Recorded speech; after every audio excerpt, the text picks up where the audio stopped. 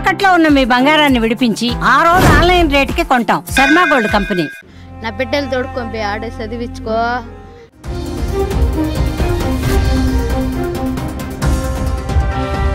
నీకేమో మెంటల్ మార్పు అయిపోయిందని చెప్పి అడిగి తోడుకొని వచ్చి ముందు తీపిచ్చినారు. తల్ల ఏందో ముందునే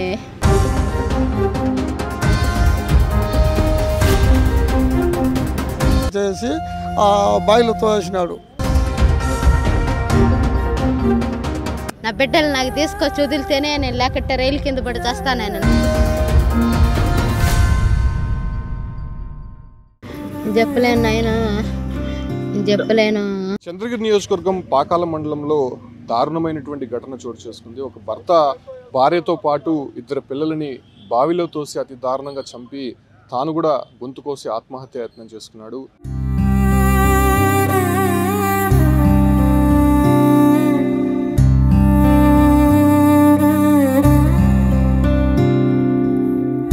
చెప్పలేను నాయన, చెప్పలేను.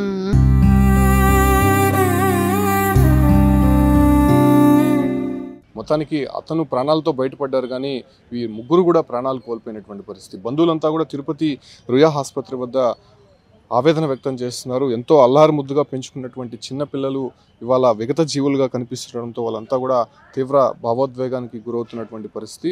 అంటే గిరి స్థానికంగా ఉన్నటువంటి ఎలక్ట్రీషియన్ వర్క్ చేస్తున్నాడు. ఆయన భార్య హేమకుమారి, తనుశ్రీ, తేజశ్రీ. అంటే పిల్లలిద్దరికి కూడా 7 సంవత్సరాలు 11 సంవత్సరాలుగా తెలుస్తుంది. అయితే ఇంటెన్షన్గా తీసుకొని వెళ్ళి బావిలో తోసేసి చంపేసినటువంటి పరిస్థితి. అంటే ఆ అమ్మాయికి సంబంధించినటువంటి తండ్రి ఉన్నాడు, ఆయనతో మాట్లాడదాం అసలు ఏం జరిగిందో. అన్న, ఏ టైంకి మీకు తెలిసింది? అసలు అతని ప్రవర్తన ఎలా ఉండేది? అసలు అతను ప్రవర్తన సైకో మాదిరి ఉండేది సార్. నన్ను కూడా కొట్టేదానికి వచ్చినాడు సార్. 2-3 తుళ్ళు హాస్పిటల్కి పిలిస్తే హాస్పిటల్కి పిలిస్తే కొట్టేదానికి వచ్చినాడు. వాళ్ళ నాయనకు గుంతగా టెంకాయ కొట్టుకొని రావాలని 15 కిలోమీటర్ల దూరం ఉంది. అక్కడి నుంచి ఇక్కడికి వచ్చి బిడ్డలను భార్యను ఎక్కించుకొని ఇక్కడి నుంచి మళ్ళీ అక్కడికి పదామరా అని మార్గ మధ్యలో బావిలో తోసి చంపేసినాడు సార్. చంపి వేసేసినట్టు ఉన్నాడు సార్. ఇది సార్ జరిగింది. సైకో మాదిరి అయిపోయినాడు సార్ వాడు. అంటే ఇంతకుముందు ఏదైనా భార్యాభర్తలు గొడవలు కానీ అలాంటివి ఏదైనా ఉండేదా? మామూలుగా వాడు గృహ హింస పెడతా అన్నాడు సార్. ఆ బిడ్డను నాకు ఇంత డబ్బులు దా, మీ నాయన దగ్గర ఉంది, అట్లా ఇట్లా అని. నేను కూలి చేసుకునేవాడు సార్. ఒకసారి 25,000 ఇచ్చినా, ఒకసారి 10,000 ఇచ్చినా, ఒకసారి 4,000 5,000 ఇస్తానే ఉండా సార్. నేను కూలికి పోయేవాడిని కాబట్టి వాడు ఈ మా గృహహింస చేస్తూ ఉండి ఇప్పుడు 1.5 నెల అయింది సార్ డ్యూటీకి పోయి. ఈ 1.5 నెల కాడ నుంచి ఆమెను ఎక్కువ గోకే పని బట్టి ఈ మాదిరి ఇట్లా వేసుకునేసి వాళ్ళు సైకో అయిపోయి చంపేసినాడు సార్. బిడ్డలను భార్యను కూడా. నా బిడ్డలు చక్రవర్తి బిడ్డలు సార్, బంగారు బిడ్డలు సార్. నా బిడ్డలు నేనే సాగినా సార్. నా కూతుర్ని ఆ బిడ్డలను కూడా నేనే సాగినా సార్. వాడు సరిగా చూసేవాడు కదా, ఎప్పుడు కొడతానే ఉంటాడు సార్ ఆ బిడ్డలు. అమ్మాయి ఎప్పుడైనా చెప్పేదా ఈ రకంగా చేస్తున్నాడు అనేసి అని చెప్పి? మా అమ్మాయి అప్పుడప్పుడు చెప్తుంది సార్. ఫోన్లు గిల్లు చేస్తుంది, చెప్తాది. చెప్పినా కూడా నేను ఎందుకు చెప్పినా, ఎక్కడ చెప్పినా మళ్ళా కొడతాడు సార్. ఇట్లంతా చేసి వాడు అతి దారుణంగా చంపినాడు సార్. సైకో మాదిరి అయిపోయినాడు సార్ వాడు. అంటే నిన్న మధ్యాహ్నం పగటి పూటే తీసుకెళ్ళాడు కదా, అంటే అప్పుడు ఎవరు లేరా అక్కడ? అక్కడ కొంచెం మార్గ మధ్యం సార్. అక్కడ భూములు ఉన్నాయి కానీ ఇండ్లు లేవు సార్. కొంచెము అడవి తల వస్తుంది అక్కడ. పల్లీలన్నీ దాటుకొని మళ్ళీ రోడ్డు పక్కనే బావి వస్తుంది. ఆ బావిలో వీళ్ళను బిడ్డలను కొట్టి వాళ్ళను ఎక్కువగా ప్రాణాపాయం వచ్చాడు కొట్టేసి ఎత్తి బావిలో వేసినాడు. ఈమెను అతి దారుణంగా కొట్టి ఎంటికలు చిందరబందర చేసి ఆ బావిలో తోసినాడు. అట్లే చచ్చిపోయింది సార్. ఇది సార్ జరిగి ఉండేది. అతను కూడా ఆత్మహత్య చేసుకున్నాడు. మనుషులు వచ్చిన తర్వాత నా దగ్గరికి వచ్చినారంటే అక్కడ స్థానికులు వచ్చిన తర్వాత నా దగ్గరికి వస్తే నేను కూడా కోసుకుంటానని కొంచెం ఇక్కడ కోసుకున్నాడు సార్. ఊరికి ఎట్లా, అంతేగాని అది పెద్ద దెబ్బ కాదు, ఏమీ కాదు సార్. అతను బాగానే ఉన్నాడు సార్. స్టేషన్లో వేసినారంట పాకాల్లో. అది సార్. బావిలో తోసే ముందు వీళ్ళని కొట్టాడు అతను. కొట్టినాడు సార్. దెబ్బలు ఉన్నాయి సార్ బిడ్డలకు తల్లికి ముగ్గురికి దెబ్బలు ఉన్నాయి. మంచి బిడ్డలు సార్, సూపర్ అట్లా బిడ్డలు సార్. నేనే సాకినా సార్ ఆ బిడ్డలను.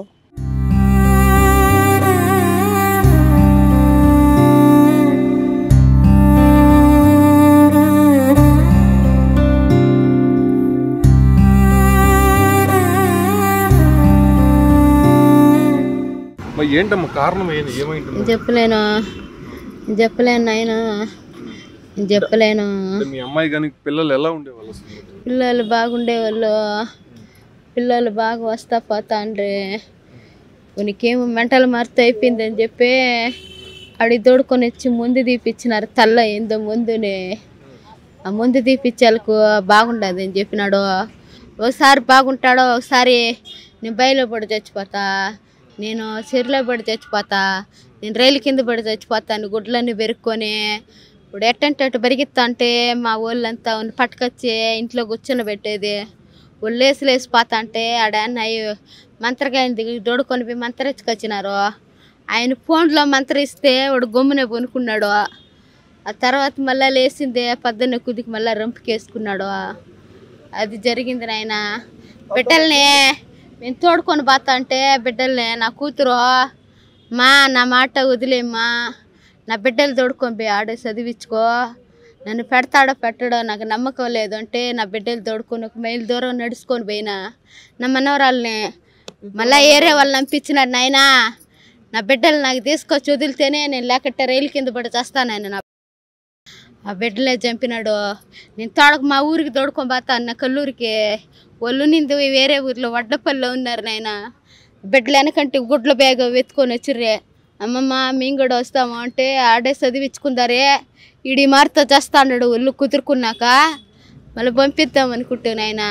ఆ బిడ్డలు కూడా నడిదాలోకి వచ్చినాక మళ్ళీ మా అక్క కొడుకు పిల్లోడు ఉన్నాడు, వాడిని పంపించి బండి ఇచ్చి ఆ బిడ్డలు దొడకొస్తేనే, లేకపోతే నేను బతుకును నేను చచ్చిపోతాను అని చెప్పి బిడ్డలు దొడకరమ్మని చెప్పినాడు. లేకపోతే ఆ బిడ్డలన్నా మా దగ్గర పెట్టుకొని ఉంది నాయన. ఆ బిడ్డలన్నా మాకు దాక్కునిందిరో. ఇప్పుడు అందరినీ తీసి కుప్పగా దోసి చంపినాయన. నైనా ఇది నైనా జరిగిండేదే. అంటే అతను బిడ్డలను తీసుకురమ్మని చెప్పిన దానికి దీనికోసమే అనుకుంటున్నారా? దీనికోసమో ఏం కోసమో చెప్పినాడు. వీళ్ళ అక్కకు చెప్పినాడంట, నేను చచ్చిపోతే మీరు చచ్చిపోవాలా, మిమ్మల్ని చంపేస్తా అని చెప్పి మీ అమ్మను చంపిస్తా, ఒకవేళ తప్పించుకుంటే లారీ కింద బస్ కింద మీరు పడి చచ్చిపోవాలి, ఖచ్చితంగా మిమ్మల్ని చంపుతానని చెప్పి చెప్పినాడండి సార్ వాళ్ళ అక్కకు.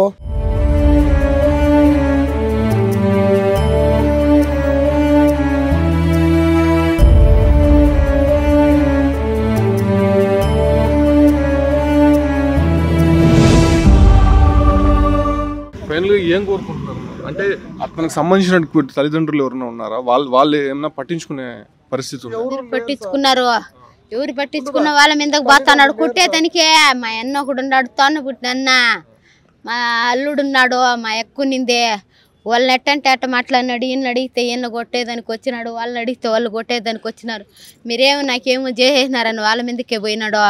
అంటే అతను మానసిక పరిస్థితి బాగా కదా, మళ్ళీ పిల్లల్ని భార్యని ఎందుకు అతని దగ్గర పెట్టారు? ఎట్ట దొడికిపోయినాడో ఏమో. కొంచెంసేపు బాగుంటాడో, కొంచెంసేపు మళ్ళీ బాగా తప్పిపోతాడు. అట్టుంటాడో. కొంచెంసేపు మెంటల్గా మాట్లాడతాడో, కొంచెంసేపు బాగా మాట్లాడతాడు. ఇటు బాగుండాడని ఇల్లు మా నాయన చచ్చిపోయి 10 ఏళ్ళు అయింది. ఆ గుంతకాడి టెంకాయ కొట్టుకోరావాలని చెప్పి బిడ్డల్ని భార్యని బాగా మన అవుతా మాట్లాడుకుంటా తోడుకోపోయినాడంట.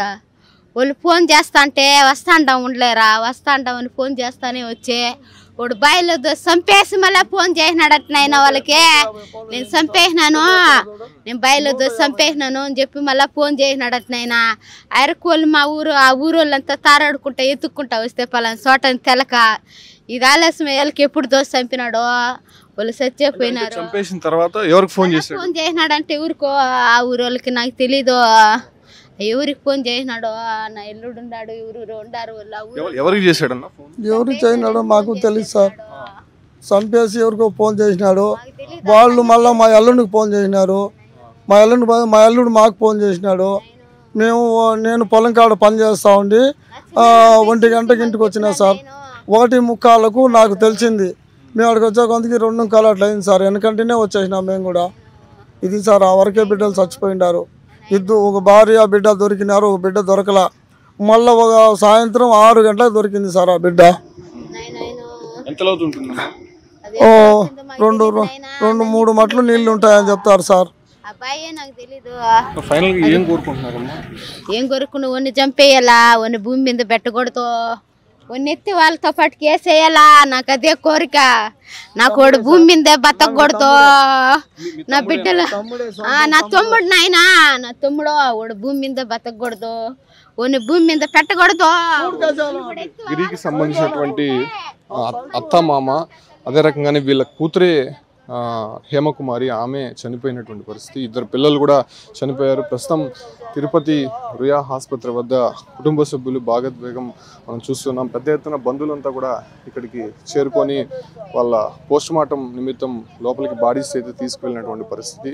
అయితే కంప్లీట్గా మనం చూస్తున్నాం, అతను ఇంటెన్షన్గానే చంపి అతను వేరే వాళ్ళకి ఫోన్ చేశాడు, అతను ఊరికే యాక్ట్ చేయడానికి లైట్గా గొంతు కోసుకున్నాడనే విషయాలు మాత్రం చెప్తున్నారు.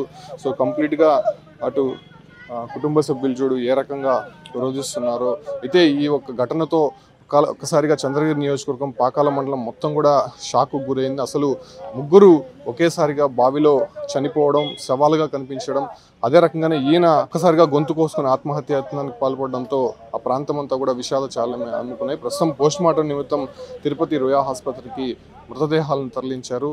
సో బంధువుల ఆర్తనాదాలతో తిరుపతి రుయా ఆసుపత్రి మొత్తం కూడా కొంత భావోద్వేగానికి గురవుతున్నటువంటి పరిస్థితి తిరుపతిలో కనిపిస్తుంది.